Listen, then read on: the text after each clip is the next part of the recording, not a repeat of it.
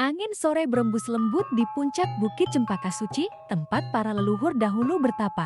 Langit berwarna jingga keemasan, seolah memantulkan aura Putri Ara Diendra Sukma yang kini berdiri memandang jauh ke cakrawala. Wajah Ara tampak semakin dewasa, cantiknya bukan sekadar rupa, melainkan ketenangan, keberanian, dan kebijaksanaan.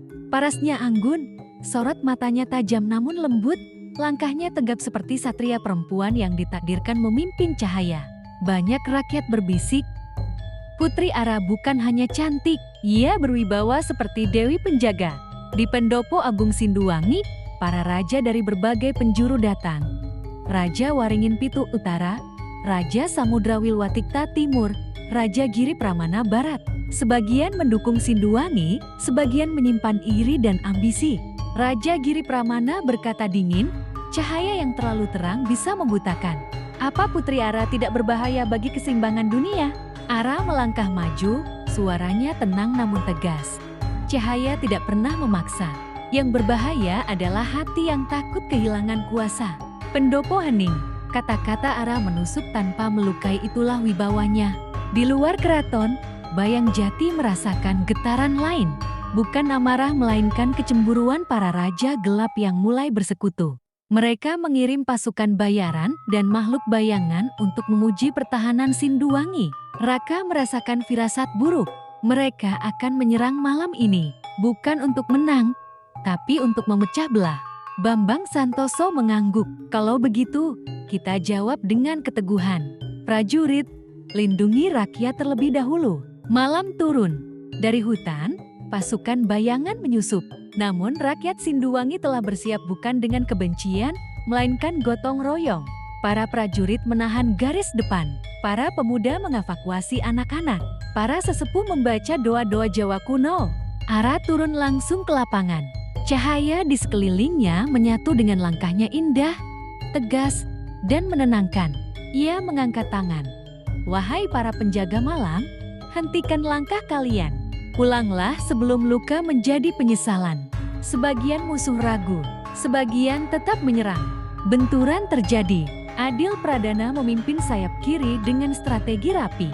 Raka menjaga pusat, bayangannya terkendali melindungi, bukan mengamuk. Ara menghadapi pemimpin pasukan bayangan. Dengan satu jurus cahaya yang bersih tanpa amarah, ia melumpuhkan senjata musuh dan memutus niat jahatnya.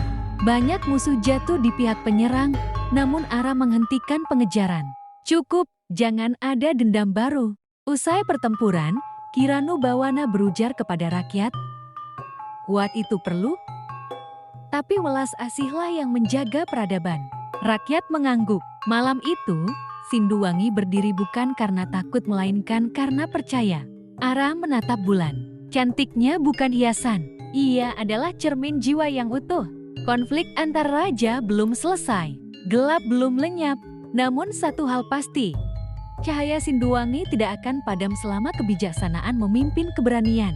Pagi menyingsing di kerajaan Sinduwangi. Kabut tipis menggantung di antara pohon beringin tua, sementara sinar matahari menyentuh puncak menara keraton, memantulkan cahaya keemasan. Putri Ara Diendra Sukma berdiri di serambi istana. Kini auranya berbeda, wajahnya tetap lembut, namun sorot matanya tegas. Parasnya indah dan berwibawa, bukan kecantikan yang melemahkan, melainkan kecantikan yang membuat orang percaya dan merasa aman. Rakyat yang melihatnya spontan menunduk hormat. "Putri Ara kini benar-benar menjelma cahaya Sinduwangi," bisik seorang sesepuh. Di Balairum Agung, Raja Bambang Santoso menerima kabar dari utusan kerajaan-kerajaan lain.